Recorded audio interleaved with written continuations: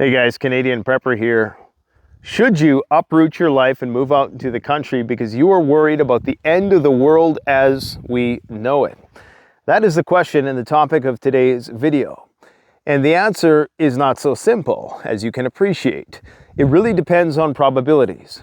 If you're a person like myself who has a high degree of conviction in the hypothesis that there is a 90% chance that we likely will see some sort of widespread societal regression, catastrophic calamity within our lifetimes, 90% and above, then I would venture to say that there's probably a lot of motivation there to want to get these self-sustaining systems in place so that you could survive long term.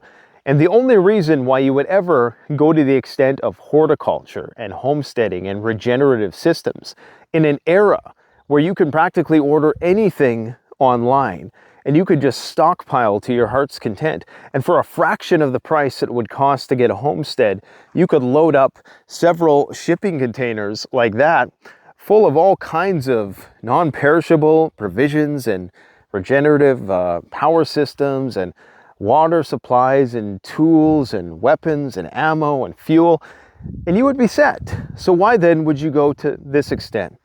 Again, it depends on probabilities and it depends on how serious you believe the crisis is going to be. If you believe the crisis is only going to be maybe a couple months, then you might as well just plan to shelter in place and stay at the level that I call meso preparedness. There's micro preppers, which are nomads and bug out baggers. There's meso preparedness, which are people who shelter in place and stockpile various forms of energy in the form of food, ammo, water, and electricity and fuel. And then there are macro preppers, which is what I'm aspiring to be, who try to regenerate, their own energy, try to grow food, try to make things out of nothing, try to harvest wood from the forest and build things out of it, okay? Doing things very raw, very primitive. Now, you would only do that if you seriously believe, and I have a very, I don't want to say that it's 100%, but I believe that my conviction is data-driven in that it could be somewhat self-fulfilling, but I do think that there's a lot of evidence that I could rattle off to support the fact that I believe that this thing is going to be big and it is going to be civilization upending. Anyways, that might not be how you think. You might only think there's a 5% probability. For you, this type of lifestyle might not be justifiable. However, there's one thing that often gets forgotten about in these videos where people throw shade at homesteaders, okay? The number one criticism of homesteading is that it's hard. Yeah, big surprise. It is hard. You're at a war with nature. Literally, you take for granted, how many layers and man hours went into taming the concrete jungle. And you're trying to replicate that out here and you're trying to achieve a similar standard of living. You're going to go nuts if you're trying to do it organically and just without using a lot of artificial, man-made synthetic inputs. It's going to be next to impossible. What I would say is that there's something invaluable and its purpose, all right? And in a day and age where people are having their jobs automated away, they're being vocationally dislocated in a lot of ways, and this is going to become a greater reality moving forward here in the future. There's a term sociologists call anomie, some people phrase it, and it's the idea that in ages of technological disruption, people's sense of normalcy seems to become very ambiguous, and this creates all kind of mental health problems, all right? So for this reason, this is why you're seeing a lot of people lose their minds right now, whether it's the various identity crises or what have you. And this is only going to continue to intensify as people lose that sense of purpose that they once associated with their occupation. Even if it was just working at the grocery store or the gas station, which is no longer necessary because maybe that is done by a robot. And people will say, okay, well, I'll take the universal basic income and I'll be perfectly content living in an expanded virtual space at the expense of a contracting physical space. A lot of people will take that not knowing what they're being deprived of. And I would say that this homestead lifestyle, as hard as it is, and it is very hard because you're basically everything out here, every specialized skill set that you find in the city that's one phone call away, you have to become that out here the further away you are from the city. But something that you get out here is purpose, and it's a way of mitigating anomie, as sociologists call it. And this is very important because there's something that is inspiring equanimity out here and just mental balance, despite the fact that it's very hard, okay? I mean, I could go into a litany of things that are challenging on the homestead. You know, it's certainly not what it's romanticized to be on YouTube, okay? It's a very hard lifestyle. You do require agricultural inputs. Like, case in point, we put down some gravel last year around the house because we wanted to keep the bugs down. We wanted to kind of control the weeds a bit. And so we put landscape fabric, we put gravel. All was great for the first year. And the second year, you realize, oh geez, the weeds are now growing in the gravel. Okay, so what do you have to do? Well, you can either pick all the weeds, which is next to impossible, or you can resort to herbicide. And so ultimately, you go the route of herbicide because it's relatively cheap. And despite the fact that you know there's going to be some negative health consequences, right? But you do it anyways. And that's just one aspect of it. So, you know, warring with the weeds, trying to keep things alive, trying to keep things irrigated. And then everything is going great midway through June. You know, the trees are just growing, there's fruit growing on the trees. And all of a sudden you get a big hailstorm and it completely destroys all the trees. And that's it. That's where you were for that season. And you would probably starve that season were it not for the root vegetables that were protected from the hail, at least the vegetables themselves, not the plants that still get tattered. You know, if there's an electrical problem with the solar panels, you know, I have to, especially in the dead of winter, I have to go out in the middle of the night and figure out why the power just went out. And the power going out for me is problematic because we have geothermal. And geothermal is something that is romanticized as well. I mean, this is one of the most complicated systems I have ever seen in my life. Now, I know there are more rudimentary analog style geothermal systems, but the one I have looks like something out of Star Trek, all right? I mean, there's so many different levels to it, so many different things that could go wrong. I couldn't imagine having to repair this system in a grid down situation, and that is just the truth of it. So, you know, thankfully we have a fireplace, we have alternate means to heat our home with respect to various fuel sources, all of which unfortunately run out. What about the well? What about water? Well, you know, there's problems with the water too. I mean, the water isn't always the best kind of water. You need to soften it with salt. So where are you going to get that in SHTF? You know, the water system itself, the purification, the reverse osmosis, the UV light. I mean, it's a very complicated system into itself. It's not just going and fetching a barrel of water. And I'm sure you could. You can get a manual pump installed and you can do the whole thing yourself and, you know, get some Berkey systems, which of course we have, or some Pro One equivalent or some gravity fed, you know, charcoal filtration system. You could do that and that'll work likely. But again, to do that in such a way where you get enough water to shower and to wash dishes and to do all the things that you would expect to do, there's just so many levels of complexity to all of this, you know. And then maybe if the hail doesn't get your plants, it's going to be the bugs, and then your animals are going to get sick, and then you got mice, so you got to get cats to get the mice, and then the cats are going to crap all over the place, and so you have to deal with that, and you got to feed the cats, you got to get some dogs, because of course you got all kinds of wild animals around here. We actually had a couple bears around here, and we are still in the transition zone. We're in a place where it's right on the kind of fringe of like the last place the bears are going to get to. They try to stay in the forest. But, you know, you need dogs in order to, you know, just watch the property at night.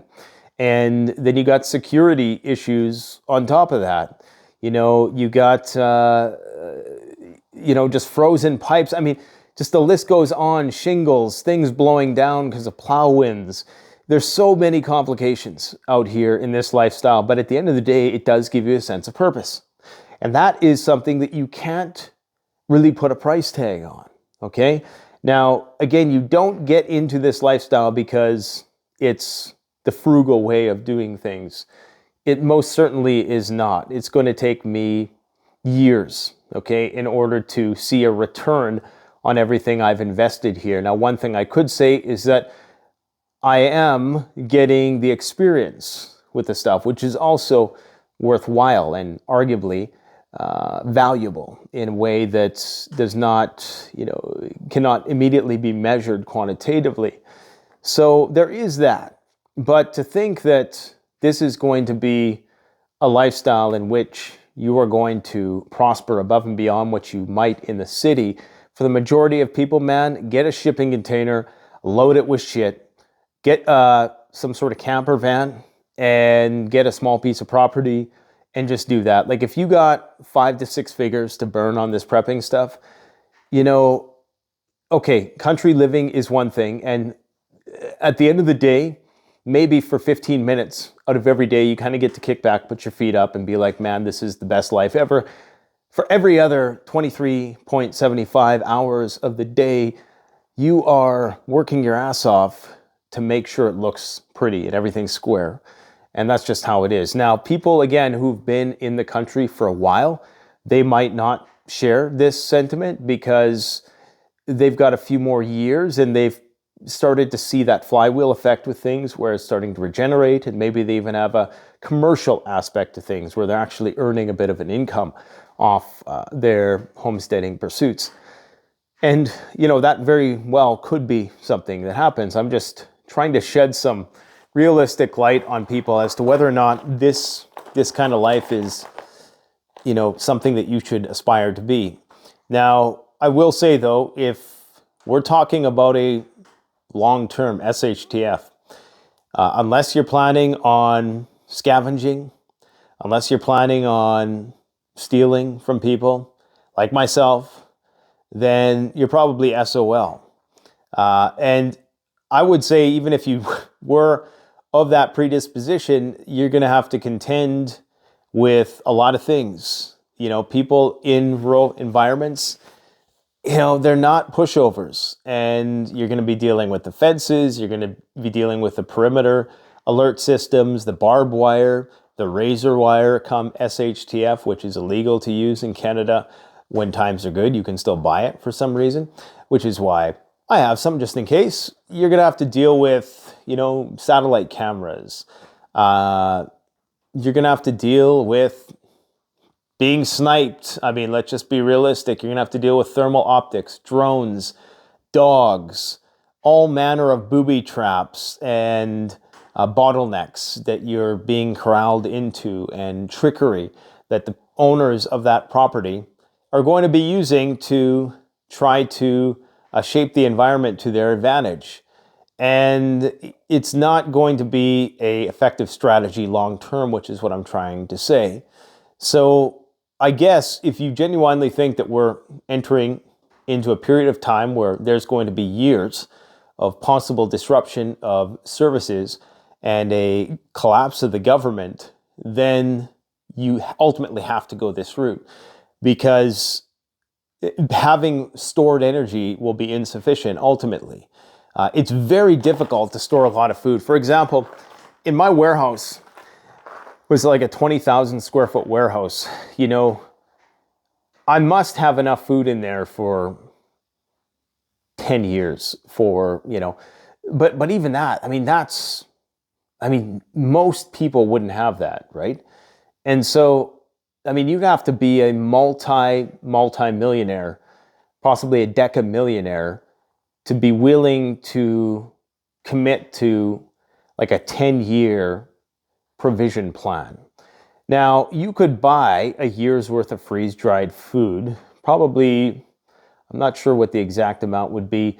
There's going to be companies that tell you it's a year's supply of food, but when you actually do the calorie counts and then when you factor in every member of your family, it's not even close. It looks like these bees are thirsty. I'm going to have to get them some water. They're drinking what appears to be mud at this point. So, yeah. Hang on a sec here. Let me give this guy a drink. There you go, bro. All right. Got to keep these bees happy. They're doing a lot of work for us. Every bee counts. What was I talking about? Anyways, guys, just I lost my train of thought totally because I decided to give a bee a drink of water. Is it worth it? I don't know. All I can say is this life is not what it's cracked up to be, but there are rewards that you can't measure. And one of those rewards is just providing that sense of purpose, preventing you from going crazy, which is what I think is driving a lot of people crazy nowadays in their frivolous eccentricities that they're perhaps oblivious to. You know, they don't realize that something is missing because they've only ever known the concrete matrix and all those right angles and the orthogonality of it.